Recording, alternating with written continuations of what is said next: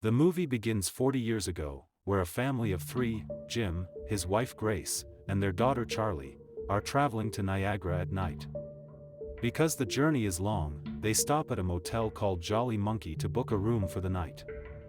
They go to the receptionist's room, where they meet the owner, Walter, an elderly man, and on the desk, they notice a Jolly Monkey doll, which excites Charlie.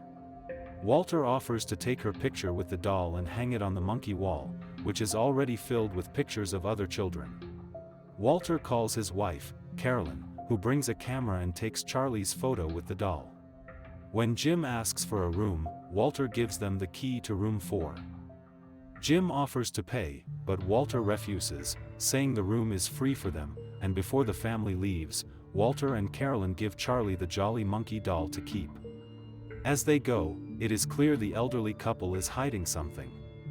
Later that night, while the family sleeps, Charlie becomes frightened by something and hides under the bed. Suddenly, a masked killer dressed in a Jolly Monkey costume enters the room and murders Jim and Grace. He then finds Charlie's hiding place and kills her too. In the present day, two siblings, Marshall and Jenny, are driving to their grandparents' house while talking about their plans after graduating from university. It is revealed that their grandparents, Walter and Carolyn, have recently passed away. They drive to the Jolly Monkey Motel, with the grandparents' house located behind it. While Jenny goes to the house to explore, Marshall stays behind to check out the motel, and suddenly, he hears Jenny scream. He rushes to the house, where Jenny explains that she screamed because she saw a huge spider. Marshall laughs and makes fun of her, and as they continue exploring the house, they check the rooms one by one. Jenny finds one room locked, and also notices the basement door chained shut, which leaves both siblings curious. They then go to the attic, where Jenny is frightened by a Jolly Monkey doll she finds inside a box. Just then, Jenny hears a ghostly whisper of a little girl asking for help, and moments later, the Jolly Monkey doll begins to make eerie noises, startling both of them. Marshall decides to take the doll with him, and as they leave the attic, they run into their Uncle Joe, Aunt Linda, and Cousin Greg, who have also come to the house. Soon after, Marshall and Jenny go outside to unpack, where they meet their parents, Stephen and Deborah, who have just arrived. After the family greets each other, Deborah is not pleased to see her sister Linda there, but Stephen tries to calm her down. The purpose of the family gathering is to decide what to do with the motel after the death of their grandparents. Deborah wants to renovate the motel and keep it running, while Linda wants to demolish it and sell the land, which Deborah strongly disagrees with. With many others, including her children, supporting Linda's decision, Deborah has no choice but to go along. Just then, the Jolly Monkey doll starts making noise, which makes everyone laugh. When the wine runs out, Joe decides to drive to the store for more.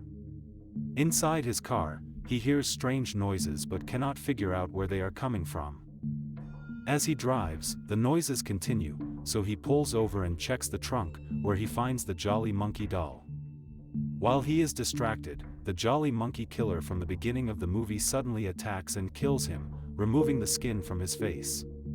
Back at the motel, Deborah tells Marshall, Jenny, and Stephen to help her find her grandmother's china set in the attic before Linda can get it, since the family has already agreed to sell the motel. While searching the attic, Jenny discovers a stack of newspapers about missing families and asks Deborah if anyone ever lived in the motel, but Deborah denies it. Suddenly, they hear noises made by a Jolly Monkey doll, though they cannot find where it is. Deborah excuses herself to use the restroom and instructs them not to leave the attic, leaving Jenny suspicious. As the three continue searching for the doll, they discover a hidden passage in the attic but do not think much of it. Meanwhile, Linda tells Greg about the history of the house and the locked basement, unaware that the Jolly Monkey killer is listening to their conversation. Linda reveals that, as a child, she once saw her father skinning a dead deer, and also saw an animal without fur in the basement, something that still troubles her to this day, and Greg tries to comfort her. Later, while Greg is in another room on a phone call, he begins to hear strange noises. He checks under a bed and finds a Jolly Monkey doll, and suddenly, he is confronted by the killer, who murders him and removes the skin from his face.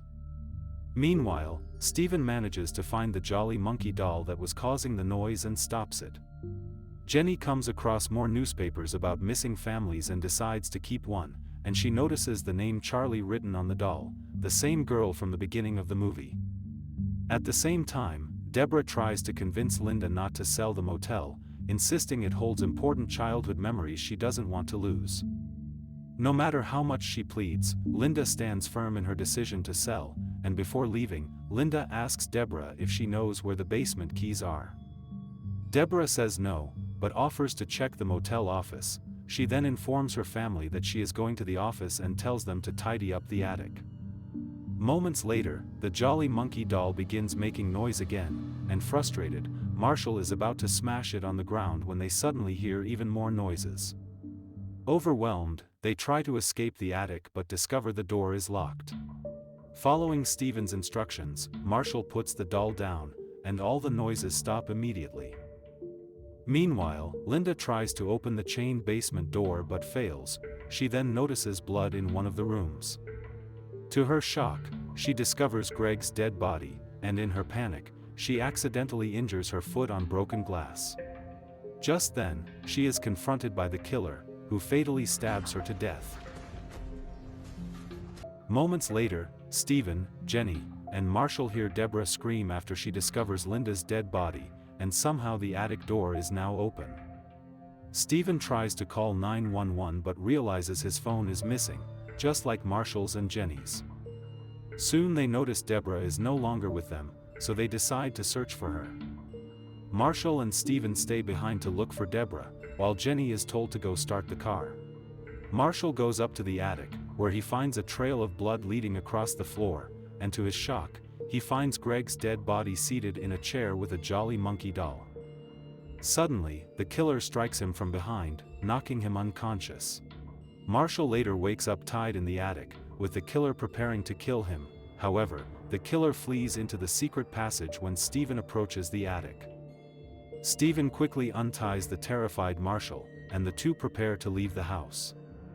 Meanwhile, Jenny rushes to the car and tries to start it, but it won't start, and she later discovers that the fuel line has been cut.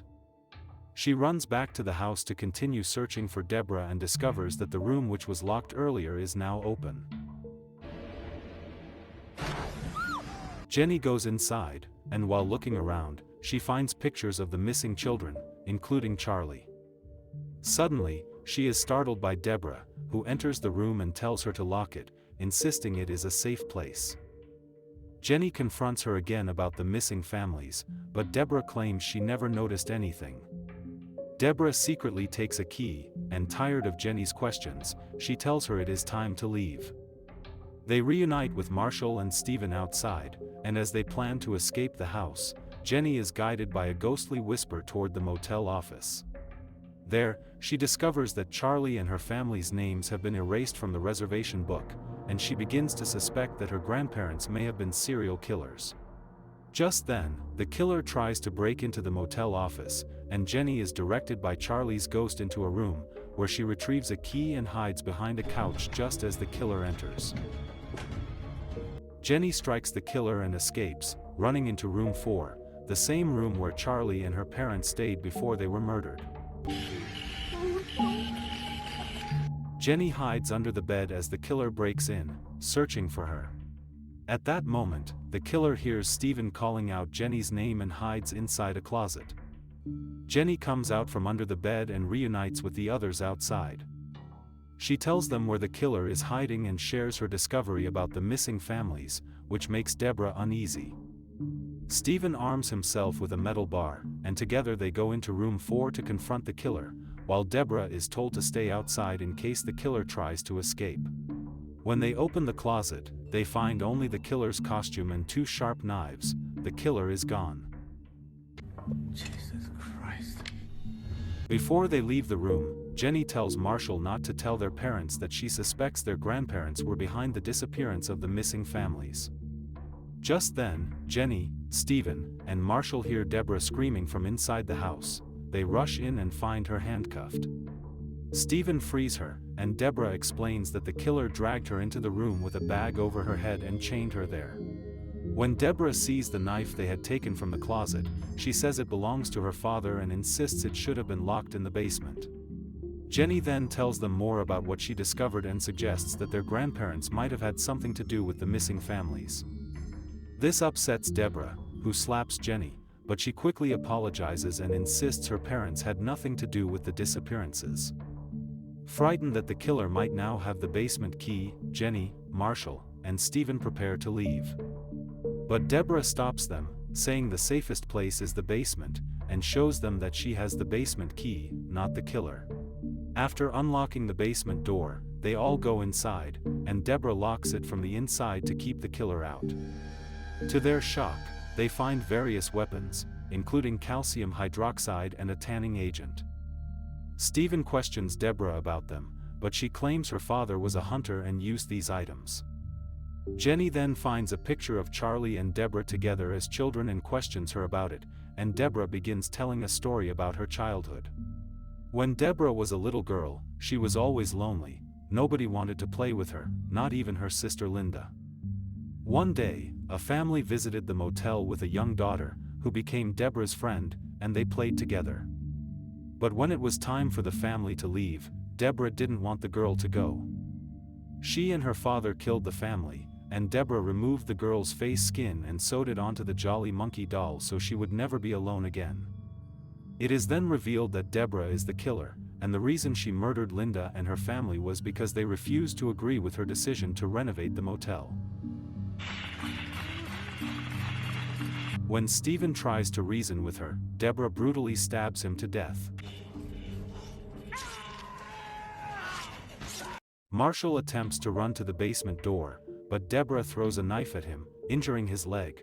She then grabs a mallet and knocks Jenny unconscious. Deborah restrains Jenny to a chair and drags Stephen's body away, while Marshall is seen struggling to reach the basement door. Marshall finally reaches the basement door, removes the knife from his leg, and tries to open the lock. Meanwhile, Deborah tells Jenny that she plans to keep her and Marshall in the house forever and that they will never leave. She admits she was the one who took their phones to prevent them from calling the police, and also reveals her plan to turn Jenny into a killer. Jenny manages to free herself from her restraints and stabs Deborah with a knife, but it has little effect. Jenny runs off to find Marshall, but when she tries to escape through an opening, Deborah drags her back. Jenny fights her off and runs again, hiding inside a vent.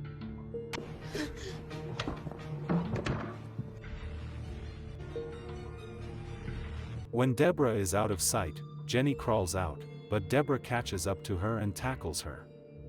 At that moment, Marshall arrives and stops Deborah from harming Jenny, and as they struggle, Jenny searches for a knife but cannot find one. Instead, she sets one of the Jolly Monkey dolls on fire, causing Deborah to scream. Jenny continues burning more dolls, which releases the souls trapped inside them, and the freed souls attack Deborah.